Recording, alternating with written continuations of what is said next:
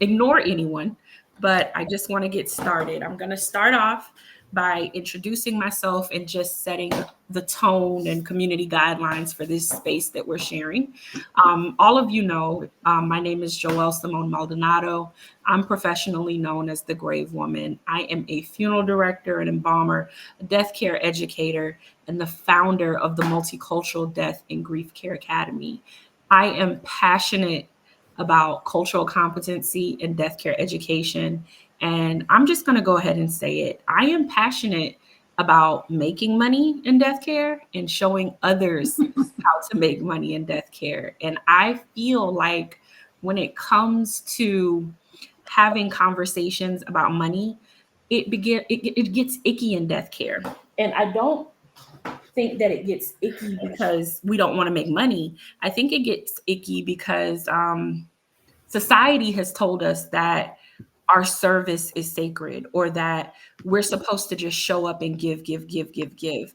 But I believe in sacred exchange and I love the medium of money. So tonight, our topic for this month's Pay What You Can webinar is about purpose and prosperity. And I've entitled it Working in Death Care is Not a Vow of Poverty. And so as we're sharing tonight, I want you to kind of keep that in the forefront of your mind. This is a safe space. This is not a place where you're going to be judged. And I hope this is not a place where I'm going to be judged. My intention for this evening is to empower you with information that kind of shifts your paradigm around earning money in this industry, whether you're a death doula, a chaplain, a funeral director, an educator, whatever your role is. My intention is to help you shift that paradigm. We are all living real life right now. Us on the East Coast, it's 8 o'clock at night. We're tired and we've shown up. So thank you for that. For those of you in the middle of the country, it's dinner time and I know you're hungry. And those on the West Coast, I know it's rush hour. And so I just want to take a moment and thank you for showing up. Normally, I stay on for about 20 to 30 minutes afterwards to kind of just share space, answer questions, and be present. But tonight, because it's almost 9 o'clock, at 9 o'clock, I'm getting off, I'm eating dinner, and I'm going to bed. So if there are any unanswered questions, you can send them to me via email and I will answer them. If you've been in a space with me like this before, you know how I feel about upselling. There is an upsell component, and I give it to you at the front of the door, like at the door. And tonight's offer, and I'm going to share my screen so that you can see it. I've also put it in the chat. We have two resources. The first is Purpose and Prosperity, How to Earn Money in Death Care. This is a instructor guided course led by myself. And it is going to take place on Monday, May 5th, which is this upcoming Monday at 7 o'clock. 7 o'clock to 8:30. The investment is $99. And as a part of this, you also get our second offer, which is an amazing audio recording or audio book or audio file that I had a couple people listen to today and kind of get their feedback. And they say it was absolutely tremendous. And if you either can't afford or you're not ready to make the investment of $99, this Purpose and Prosperity, Your Ethical Earning Companion audio file is $22. Both of those links are in the chat, and you can find both on my website on the first two lines. And so that's the upsell. Let's tap into what we're here to talk about. So why this conversation about money matters now. How many of you have seen that prices are going up in the grocery store? Medicine is costing more, clothing is costing more, and we're about to pay a lot more for things than we have in a very long time. Yeah. Has anyone else noticed that? Yeah. And when we go to the grocery store or when we need to get supplies to do whatever our work is, can we tell cashiers or store owners or vendors or even the internet, oh my gosh, I would so love to give you money, but I have such a big heart and what I do is sacred work. And so I'm going to have to pay you in love. Has anybody been able to get away with that? I haven't. And if you have, I need you to teach me your ways. You need to be teaching the class tonight. And so that's why we're having this conversation. As end of life professionals, we really have to shift our minds about our values. It is my belief that it is dangerous when we have an imbalance of what we offer and what we give, especially emotionally and energetically in the work that we do. We're not even talking about physical right now, like the physical labor of caring for those either in transition that have died or that are grieving. I'm just talking about the mental and emotional load, the spiritual load. It's dangerous to have that imbalance because that imbalance leads to burnout, it leads to resentment, and it leads to your community not receiving the best care that they can get from you. I want to preface this conversation by saying that working in death care is also not a get rich quick scheme. It's not a means of taking advantage of people, and it's not a means of kind of being a vulture and wanting to get over on people in their vulnerable moments. So if that is your intention, which I don't believe that is the intention of anyone here or that will be watching the recording, but if it is, you're in the wrong place. So you might as well turn this video off now or log off. And I'll give everyone a second to kind of check in. We're still here, so let's keep moving.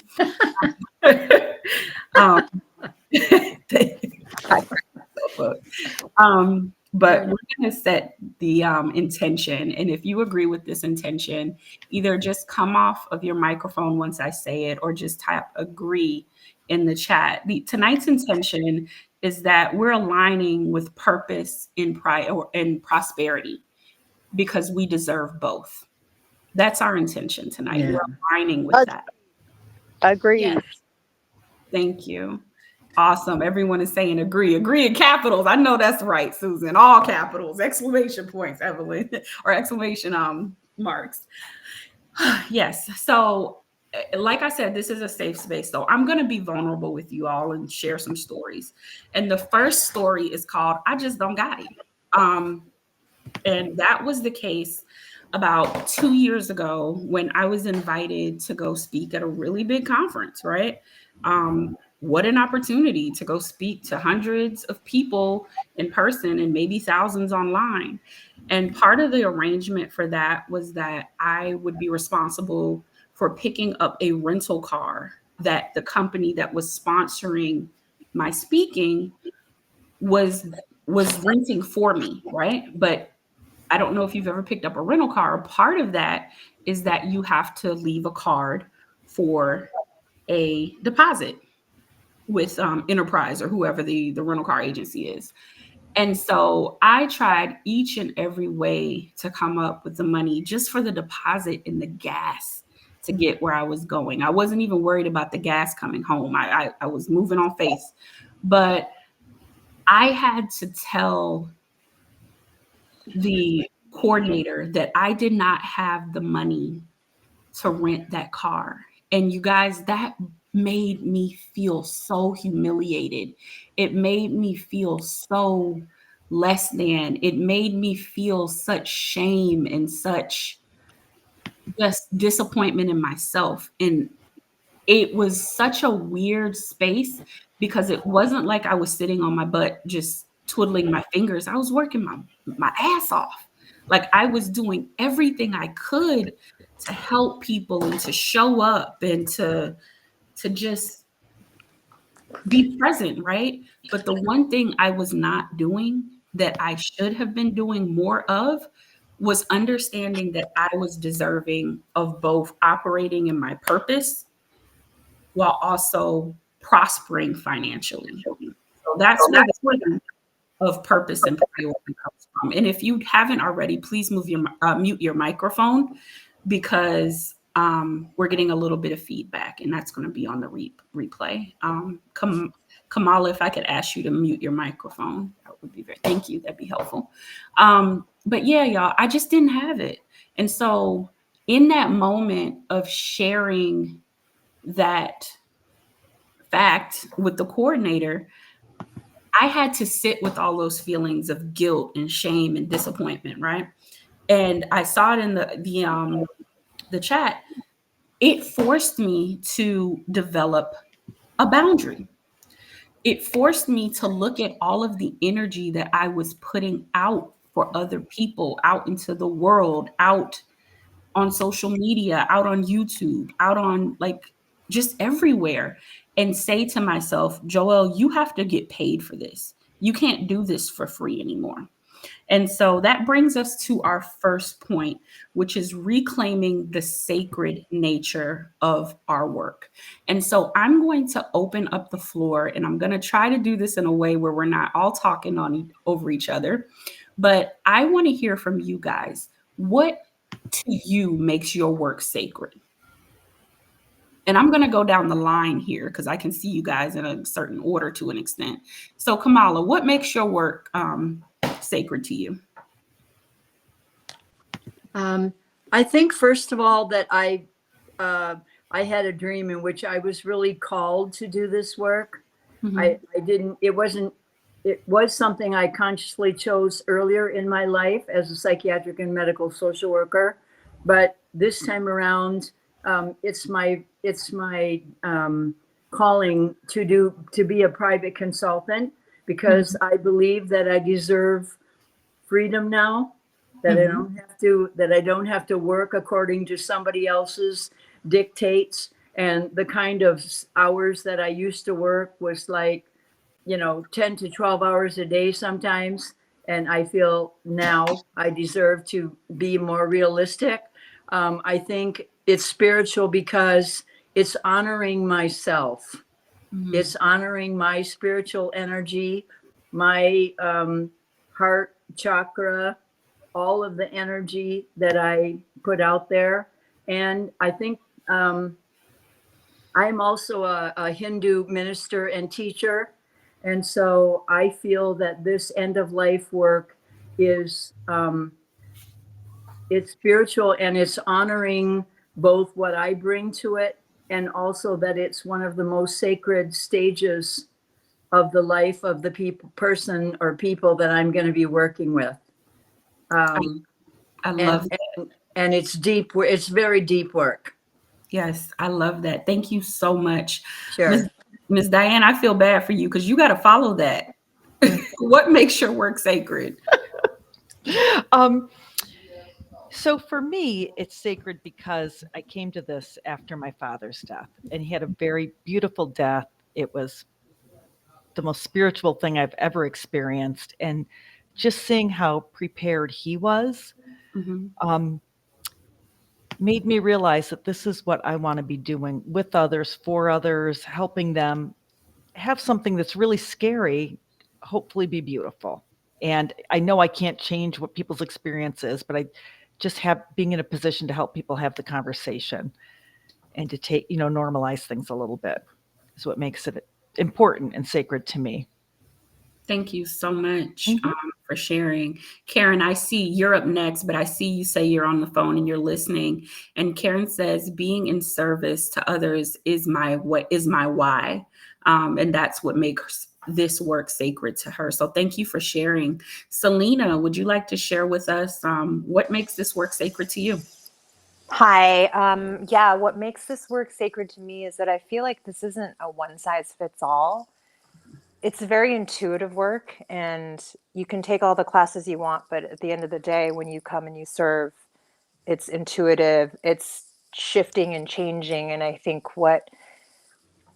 we all kind of draw from our ancestors and from our lineage and bring that piece into our work. So for me, that's what makes it sacred.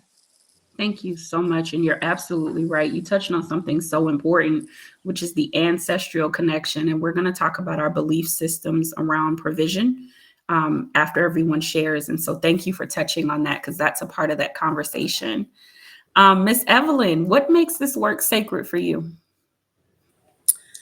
I think that when you spend time with somebody at this stage of their journey, both the patient and also the caregiver, I feel like you are let in to a very personal space. It's very intimate, it's very unique, and it just feels so personal that it feels it feels spiritual to me, and an honor to be allowed in, to be that close, to be a part of this part of the journey. And it's for me, it's more, it's a very, a feeling of grace. I love that. Thank you. You're so right. It's such an honor to be brought into those intimate moments. And I don't know if you all are feeling this, but it almost feels like a royal duty. That's the vibe I'm getting. And not that we're the royalty, but we get to serve, not as peasants, but it's such a royal and rich experience to show up in this way for other people. And it excites me. I don't know if y'all get excited, but it excites me. So thank you for sharing, Miss Evelyn. Alexis, what makes this work sacred for you? As someone else mentioned, I was brought into it kind of on a personal level when I lost my mom, and her death was not peaceful. It was a suicide. We knew it was coming, but you don't really ever prepare for that. And kind of the spiritual path that it took me to, literally where the universe is like, you will do this work and we're not going to leave you alone until you do it. I'm a practicing heathen of the Asatru faith, which is like the Old Norse. And when you look at the Eddas and the way that they portray the Valkyries as being the ones of the chosen slain, we don't choose the slain anymore, but we do choose to witness them. And there is still something incredibly sacred about being the person that walks them through and delivers them to the other side of their choosing and belief system that really just resonates with me in that space. Thank you so much. Can you remind me what your professional role is, please, and where you are? I practice in a death doula practice here, but I'm the executive director of the National Home Funeral Alliance. Oh, awesome. Welcome. Thank you for sharing. Let's see who I have. I have Sia, and I hope I'm saying your name correctly. Okay, I got you. All right. Sorry, got my son and my dog in the background. Real life.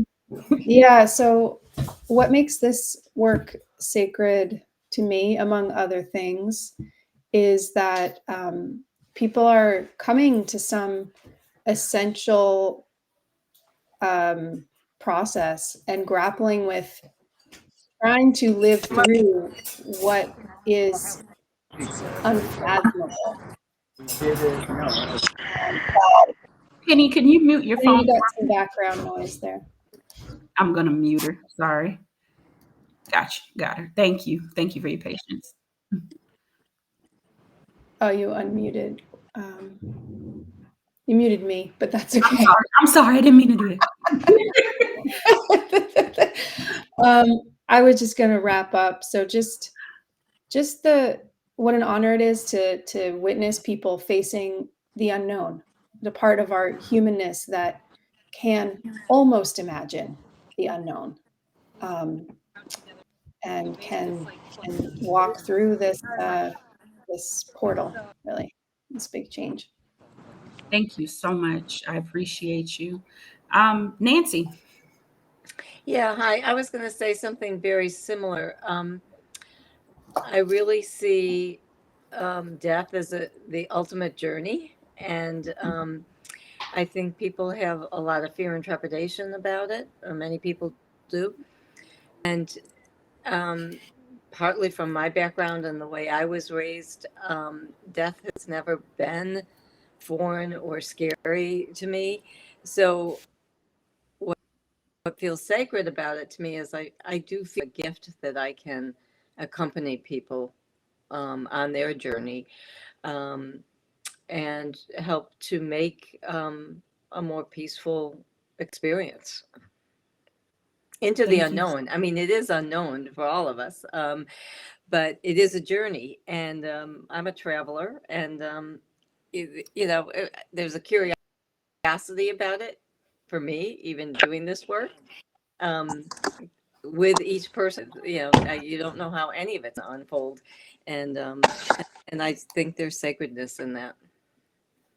Thank you so much. Miss Susan says, working so close to the veil at the most vulnerable moment of life makes it sacred to me. Thank you, Miss Susan, for sharing. Melissa, what makes this work sacred for you?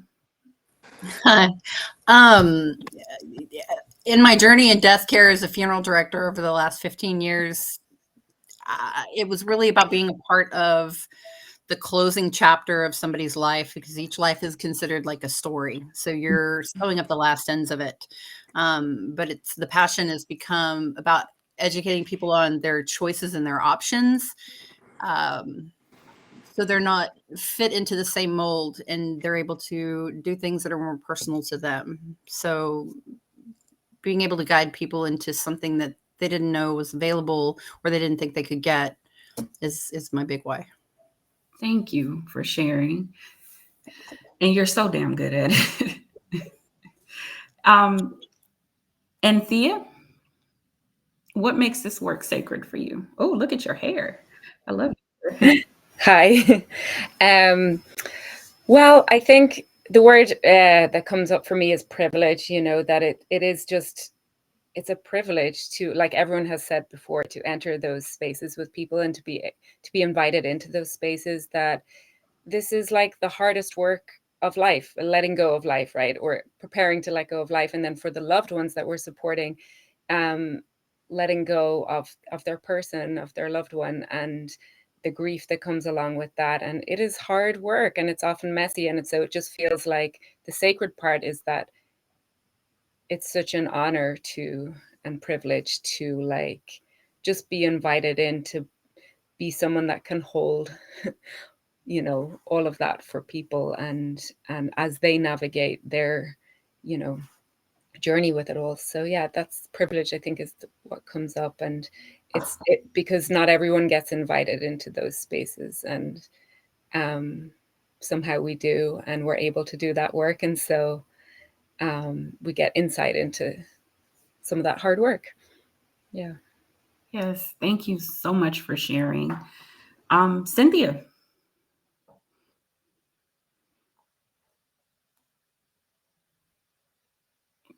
Cynthia, can you hear me?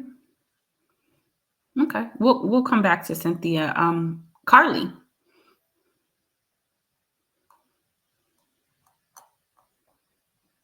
Hello. Sorry, my voice is very raspy. It's I okay. not sure if I have allergies or so. Pardon my voice. um, what brought me into this work? I currently am within hospice and palliative care, but I'm more the person who helps let people know, about the services and to try to help them get there. When I was in my 20s, I did a gerontology program, and it opened my eyes to all the families that just needed the extra extra support when people, when their loved ones were passing on. So now being in my late 40s and having children, I found the opportunity to come back within this field, and I just feel blessed to be able to help people, helping them, guide them with the resources that they need, and helping them through times such as loss. Thank you so much for sharing. And please, if you're driving, please be careful. Cynthia, I'm so sorry. I forgot that you're just listening tonight because you're caregiving. So I apologize. And I see that we have two additional people who've joined us. We have beautiful Precious Boone, who's joined us, and Miss Penny Wah. So Precious, why don't you share why this work is sacred to you? And I'm gonna tell y'all something about Precious. I'm gonna put her on the spot for a moment. She emailed me today. I've been talking to Precious. Oh my gosh, I don't even know how long it's been via email. Never met her in person, but she inspired me today because she sent over some beautiful work that she had done for a family member. And I'd never seen in all of my years anything done the way that she had done it. And so she's a natural. And I just can't wait for her to jump in wholeheartedly into her work in death care. But Precious, what makes this work sacred for you? Thank you so much, Joelle. And I apologize to everyone for being late. And I apologize to you, Joelle, for being late. But I think what makes this work sacred, and this is new language for me, surrounding it. But as Joelle said, I recently did a memorial for my cousin who passed away. And I won't go into the details of that, but after the event, or while it was still going on, my uncle said, he was like, when I die, I want you to do my memorial service. And I want everyone to have, bikes there. Everybody's going to go on a bike ride. And then someone else said, when I pass away, I want you to do my, my funeral. And I just realized that the things that we want to share about, number one, I felt my cousin was there, and a lot of people also remarked about that, and they said, "Oh, we can really feel Tavon. We had his cartoons on, his video games playing. We had hot dogs, which are things that he liked to eat." And people were saying, "I remember watching this. I remember watching Thundercats with him. I really feel like he's here." And so I think it's sacred because, honestly, I really feel like the deceased are there. And are still communicating and soothing us during that time. And so we have I just feel like I have a responsibility to facilitate that. So that's what I'll say. Thank you so much, Precious. And you did such a beautiful job. And no apologies for being late. We're all living real life. So you're here right on time. I see that we have Miss Michelle Coyne that joined us, and then we'll end with Miss Penny. Miss Michelle, we're just going around the virtual room sharing what makes our work in death care sacred. So what makes your work sacred? I'm just starting this, so I can't really contribute too much to that, but I have been at 2 passings and want to learn more. Thank you so much, and welcome on every level. And Miss Penny, you are going to close us out with the share circle. What makes this work sacred to you?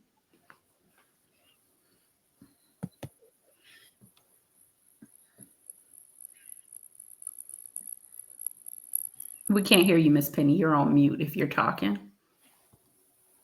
And if you're not able to share right now, that's okay too. We'll come back around. Okay, she didn't take herself off mute. So we're just going to move forward.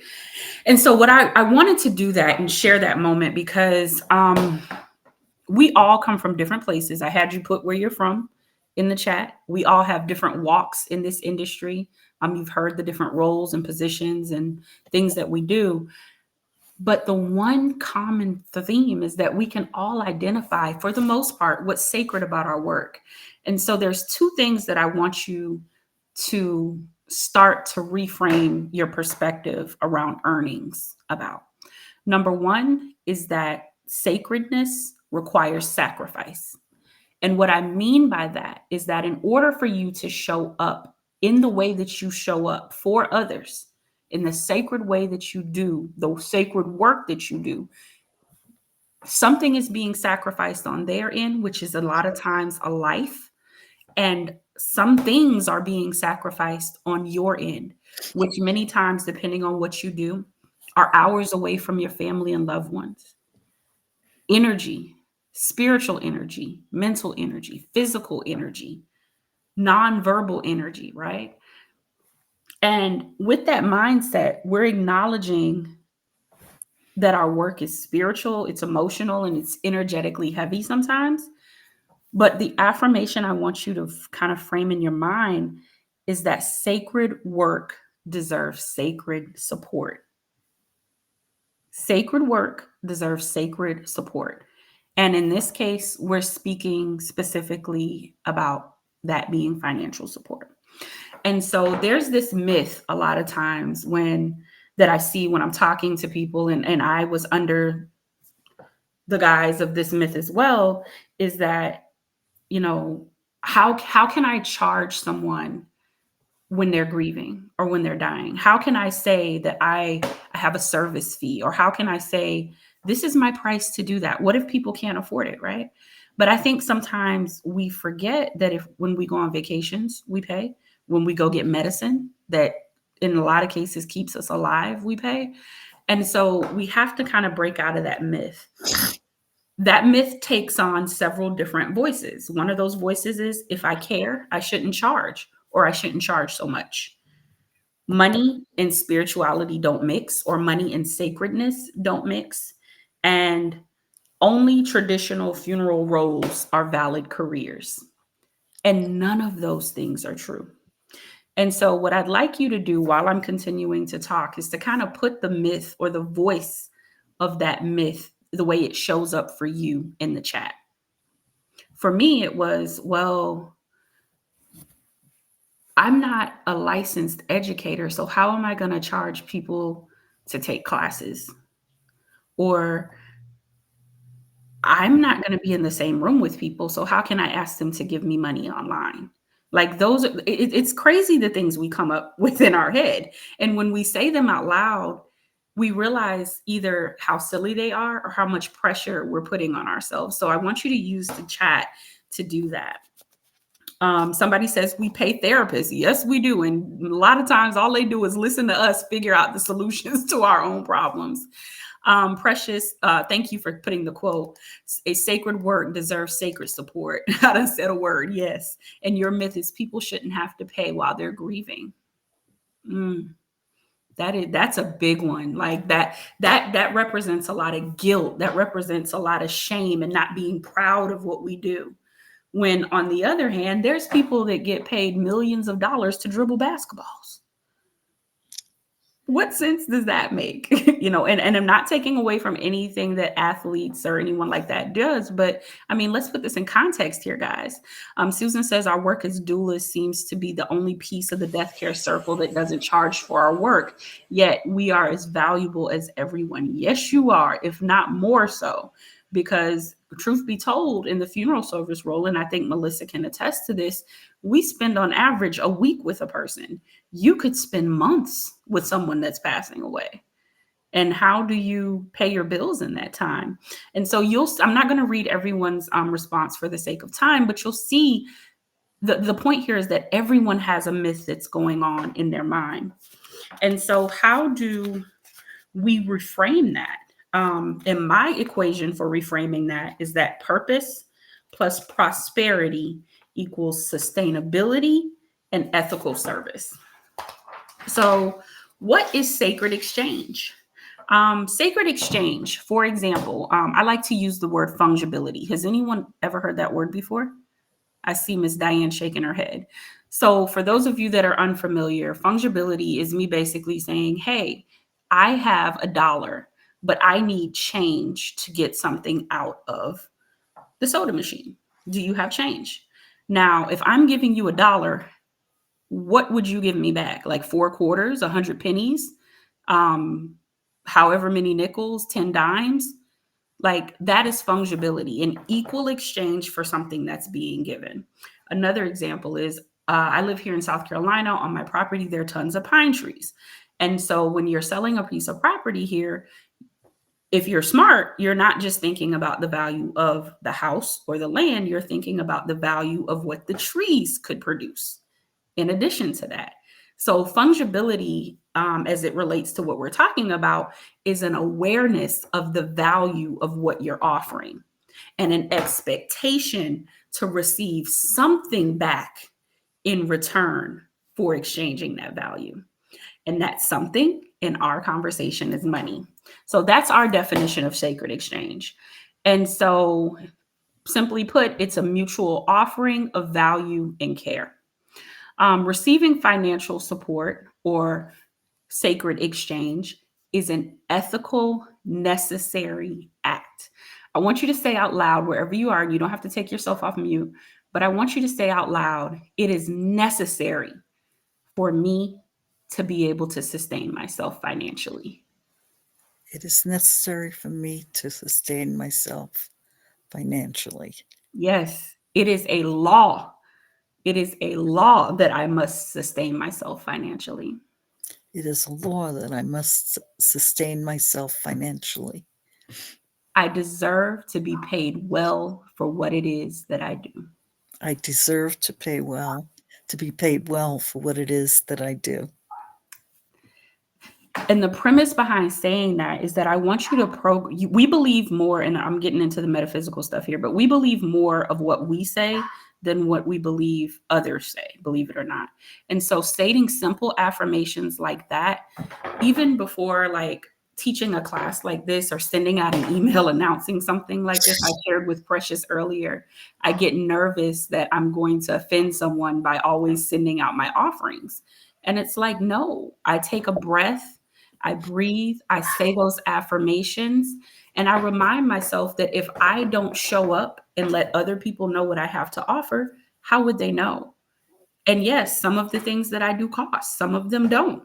But I deserve to be paid well for what I do, for my knowledge, for my experience, for my time. And so do you. Okay. Law of the universe, giving and receiving. If we give too much, we become depleted. If we receive too much, we can't button our pants. And so it has to be that exchange of I'm giving and I'm receiving. I'm giving and I'm receiving. And so, how do we figure out how to receive? That is the $100 million question. And so, I want you to think back to what you shared about what makes your work sacred to you and ask yourself a question. And we go really deep into this in the offer that the offer that I put on the screen earlier, both the audio file and the course. And I'll share that offer again for those of you who are just joining us at the end once we've had our conversation. But the question I need you to ask yourself is, what is my unique area of genius? And how does that show up for me naturally? And when you figure that part out, you have answered your question on how to increase your income. And y'all want to know the easiest way to answer that question? What do people come to you to do naturally? Like, what do people always come to you for? What is it? Like, Precious, you told us yours, create, maybe, you didn't say it in a salesy way, but what I heard was creative expressions of the essence of the individual. Like, that is your gift. That is your unique superpower. That is your creative area of genius. You're able to look at a person, either their life, either knowing them personally, and pull out the essence of who they are and tell that story in a creative way to others to memorialize or celebrate them. They don't even have to be dead. You could plan parties. I know you talked a lot about your grandmother's birthday party, and I've seen the pictures of how beautiful that was. Someone was talking about how they're new to this, and I'm going to try to say this as sensitively as possible. I believe it was Miss Michelle who shared that she's new to this journey. Miss Michelle, you could easily have your feet kicked up and join tea on the porch because you have lived a lot of life and I'm sure done a lot of work, but there's still something in you that wants to care for others. And I'm pretty sure others care for you to come be cared for. Melissa, you are one of the most articulate people that I know. You are able to take concepts that are not only uncomfortable and extremely scientific, but communicate them in layman's terms while doing it with a smile on your face and looking cute. Like, that is a superpower. So identify what your unique gifts are, what people are coming to you for, and monetize those things. What do people naturally come to you for outside of your job description? Are you a great listener? Do you always have are you a connector, the person who I know exactly who to put you in contact with? Are you a person that can spiritually transmute energy? You walk into a room with someone who's passing away and the family's upset and arguing and, just at each other, and you bring stillness and quiet. Like, what is your supernatural gift, your unique area of genius? Your gifts are multidimensional, and they can take the form of care, education, creativity, and healing. And when I talk about sacredness deserving support, I'm not just talking about support from human beings. The divine will support you. And I am speaking from what I know. Like, I'm speaking what I know. I don't know how to stress that enough. In 2020, when I first started teaching classes, I was very, very, very like nervous. I was like, I'm a funeral director. I'm not an educator. That myth was you're not a teacher. You don't know how to teach people. You don't know how to, keep people's attention for hours at a time. You don't know how to. Everybody all right? Okay. All right. You don't know how to, do this. And through the tutelage of my mentor, Miss Anita Grant, who I will always thank because she opened my eyes, she said to me, all of your YouTube, and at this time I had hundreds of YouTube videos, all of your YouTube videos are continuing education courses that funeral directors need.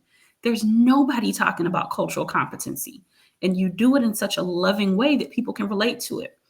When I made the decision that I was going to move forward and turn that myth off, or not even turn it off, turn it down enough to take a step forward, do you know what happened? The unfortunate, and I don't want to sound like I was monopolizing off of this horrific event, but George Floyd was murdered. And a class that Anita and I had been working on went viral around the world because nobody was talking about the racist aspect of death care. Could you imagine how many professionals would have been harming families in what they were doing without the information that we provided, had I not turned that myth down a little bit in my head or turned that voice down? And so I'm sharing that with you to say during that time, there were months where I, being transparent, was making more in a few days than I had made previously in years, a year's time span, from being obedient to my unique area of genius. I know each of you has an idea or a methodology or a way that something, something can be done that is different or unique or better than the way that it's traditionally done. And my question to you is, what is stopping you from showing up fully and being the person that brings that to life? That is the key to unlocking and releasing us. And when I say us, I mean the collective, from the poverty mindset or that vow of poverty mindset in death, end of life, and grief care. Am I making sense, y'all? Y'all ain't talking to me. Y'all ain't saying nothing. Okay, good. I see some head nods. And so we have about 18 minutes left, and I have a lot more information. I'm going to try to get through it as quick as possible. But the most important thing that I want you to take, or one of the most important things I want you to take away from this conversation, is that there is more available. And I'm not trying to sound like all woo-woo law of attraction, even though I believe strongly in those things. I'm telling you what I know from experience. There's so much more. If you were not someone who either needed more financial support in sacred exchange or desired more sacred exchange, you would not be here right now. And so I'm telling you, this is your permission to believe that there is more. There's a lot more. And you're not going to be fulfilled just from the financial aspect. Do you know what's going to fulfill you? You're going to be the most fulfilled when people come and seek you because you're being obedient to that unique area of genius. That is where the fulfillment lies. And when you're operating in that genius, all things flow. And so let's talk about ways that we can expand our income with integrity, because integrity is vital.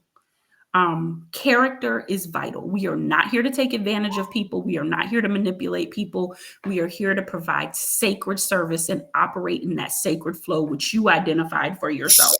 And so some quick examples of income expansion ideas are workshops and trainings like this. Can you talk to somebody about something that other people have a hard time articulating or aren't brave enough or bold enough to say? You guys, when I tell you, when I first announced the How to Make Money in Death Care course that I did with Anita last year, they tore me up on social media. But do you know what? There were tons of people in that class because a lot of people needed to know how to make more money, and we helped them do it. Okay. So what is it that's not being said that you have the courage and that you can back up with proof that needs to be said. What is that thing? That's what you call a workshop or a training. We have a request from Precious. Precious says, can everyone mute? I'm hearing cute little burps and sighs in the background. Yeah, I heard that too. I hope everybody's okay. But yes, please, please, please. The folks watching the replay are going to be laughing. I'm trying not to laugh and I'm trying to stay serious, but please mute your microphones. Thank you. How many of you have ideas to lead community rituals or hold space in community that is not being held? What does your retreat look like, y'all? What we waiting on? What is that? Like for me, it's a grief art workshop. I love hosting grief art workshops. I love painting, even though I'm not good at it. I love music. I love, being a shoulder to cry on. And I sometimes like crying, to be honest with you. So like for me, that's how I show up. What does your retreat or your ritual look like? What is not being written about or articulated or being spoken about, at conferences or, in blogs or on YouTube channels or on social media? So writing and speaking, that's another way that you can expand your income with integrity. And you don't need take this as your permission to do those things. A lot of us, this is a second career, which means that we have tons of experience, which we can contextualize and frame in a Deathcare voice, right? So like I know a lady, her background is HR and administration. She's now a funeral director and she's able to travel and speak at conferences and teach funeral homes about the HR and the back end of their business, because a lot of funeral homes, especially mom and pop funeral homes, they lack that HR component. And because a lot of younger generations aren't interested in taking over the business, they're running into HR issues with their employees because they're so used to working with families. Like that's genius. That's her unique area of genius coming together in this space. And she gets paid a lot of damn money to do it. And so another thing is specialized grief support, like ritual kits, ceremonies, and digital products. I am known for cultural competency, but I am the queen of a digital product, honey. I can put together a digital product with my eyes closed. I can come up with an ebook or a self-study course. I am the queen of that. I love it. I love working in Canva. I love Kajabi. It's my bread and butter. And what is your thing? Like, get creative and have fun. And that's another major key. When you're having fun with this, that's when you're really going to start to see the flow coming in, because the divine spirit, energy, God loves to have fun. And so the more fun you're having in your unique area of genius with the intention of serving others in a sacred way, you're opening the floodgates, y'all. And I just want so badly for everybody to break through, because it's there. I promise you it's there. Expansion honors your gifts and it does not cheapen them. Now, let's talk about pricing for a minute. And I'm going to read a few things from the chat, but let's talk about pricing. I'm kind of known for what it is that I do, right? And at one point I had one of my courses priced at $500 and it wasn't moving. And I'm like, okay, I've been in this magazine, I've been on this TV show, I've done this, I've done that. Why aren't these courses selling? You have to be realistic about what people are able to pay. And sometimes, even though we're talking about money, people are able to pay something that's a lot more valuable than money, right? And so what are those things that are more valuable? Connections and relationships. Not that you go into a situation and say, oh, well, you can't pay this, so what I'm gonna need is this. But people will come to you and say, hey, listen, I don't have $500, but I do have $150. And I have a massive social media platform. And if you're willing to work with me, I can share this via email, or I'm a director of a hospital where this is needed. And I can't afford to pay $500 per person, but I can bring 300 people to your workshop or your retreat or expose them to your blog or whatever it is that you're offering. and I can afford to pay $20 a person. And so don't get so caught up in being attached to your pricing that you miss out on things that are more valuable. Like that is something really important and a hard lesson that I had to learn. And I do not want anyone else to have to learn that lesson the hard way. And so 2 more things, the mindset shift to receive. Prosperity supports, nourishes, and expands your calling. So what's going to happen, and I promise you this will happen, every client I've worked with, every person that I've kind of seen firsthand this happen, I've seen it happen.